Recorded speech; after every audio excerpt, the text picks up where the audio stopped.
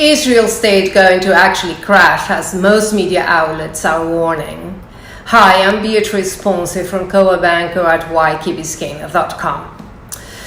It gets very confusing when you have Goldman Sachs, Fannie Mai, Freddie Mac, Corelogic, Redfin, and many more predicting from 16% to 3% growth, with the exception of the Mortgage Banker Association that predicts a 2.5% decrease.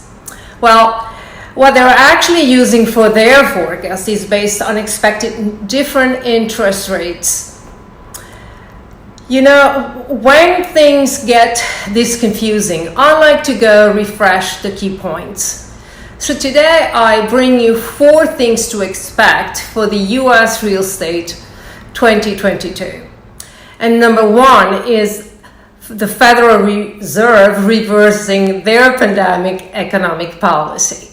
These policies promoted a massive home buying spree, plus the stock market just went skyrocketing, and now we are dealing with a record 7% inflation spike as of today, January 22.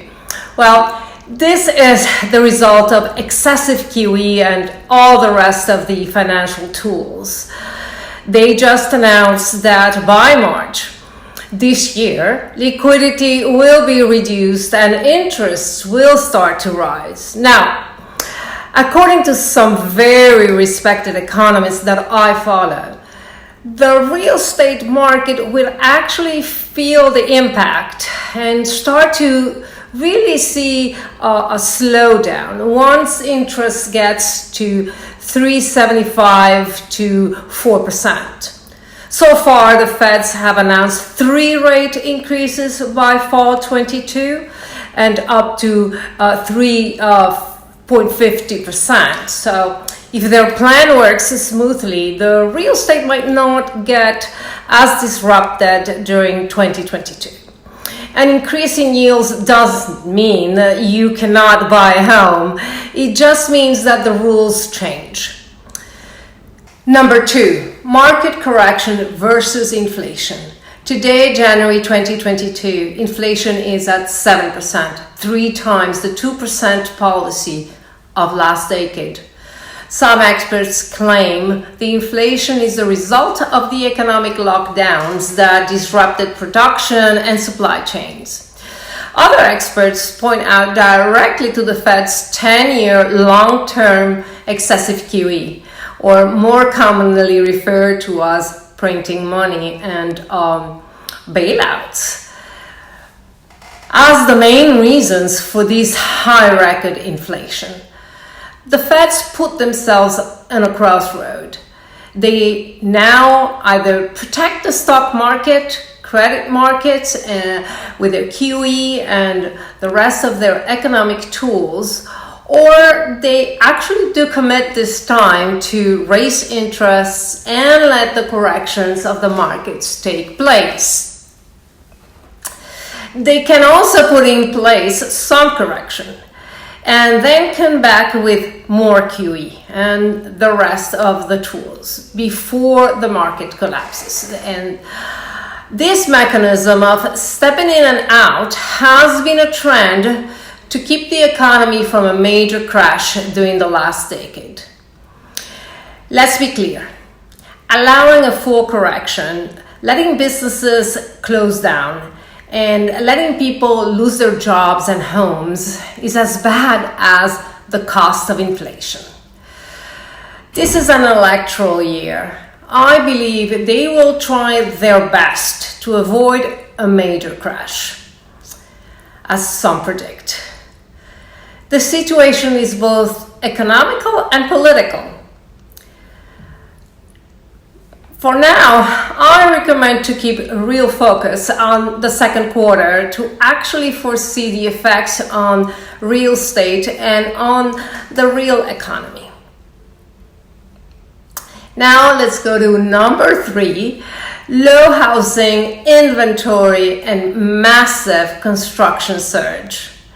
The housing inventory got depleted during 2022 Developers had been a lot more cautious during the last decade after the 2008 housing crash.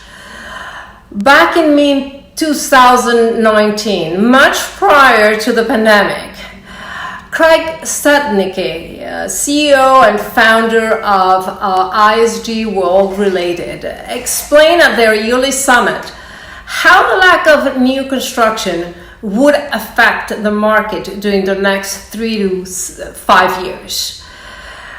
The resale market will be the only product to fulfill the demand. So if you see the following chart, you can appreciate we are at the same levels of the early 2000s when it comes to inventory. On the other side, NAR, the National Association of Realtors, has recently said the U.S. Needs around 3 to 5 million homes to ease the housing crisis. They estimate the process could take up to 7 to 10 years. Additionally, the U.S. Census published there were a total of 1,471,000 building permits requested during 2020-21. Some of these projects sold out at pre-selling, and very few will be delivered during 2022. Now, we are expecting to see a lot of delays and much higher prices for these new constructions due to the lack of labor, the shortage, and supplies coming at a much higher price. I do not agree with the massive foreclosures that everyone is expecting. I believe the forbearance plan has somehow helped a lot of these owners. Most of these owners have a lot of equity on their homes, so they were not going to lose it.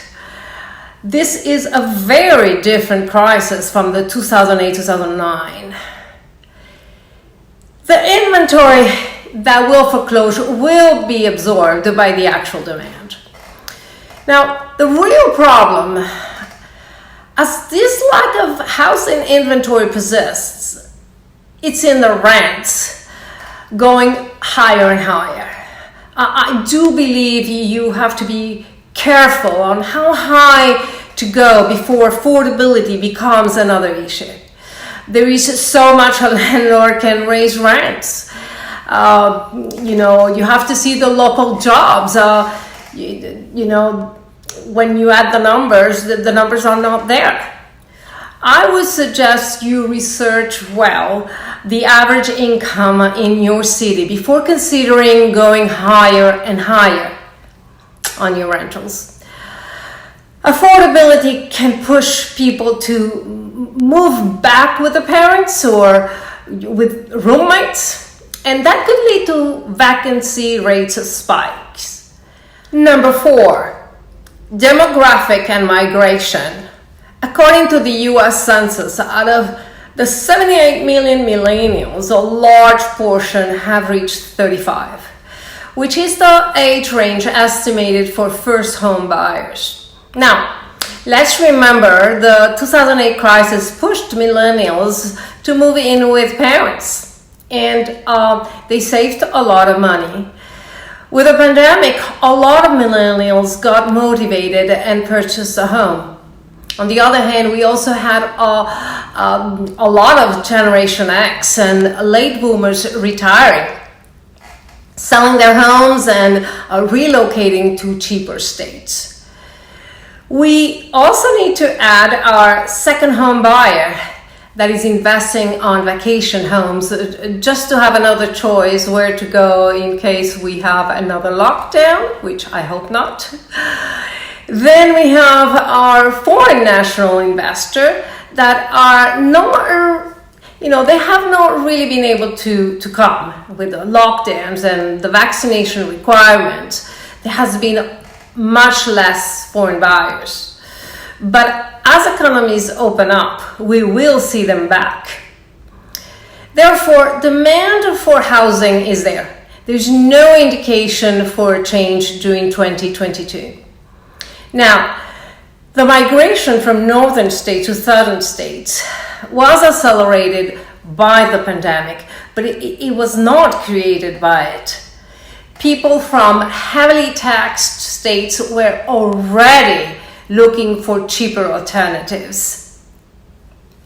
Florida received 50,000 domestic movers between 2017 and 2019, prior to the pandemic, and 200,000 domestic movers between 2020 and 2021.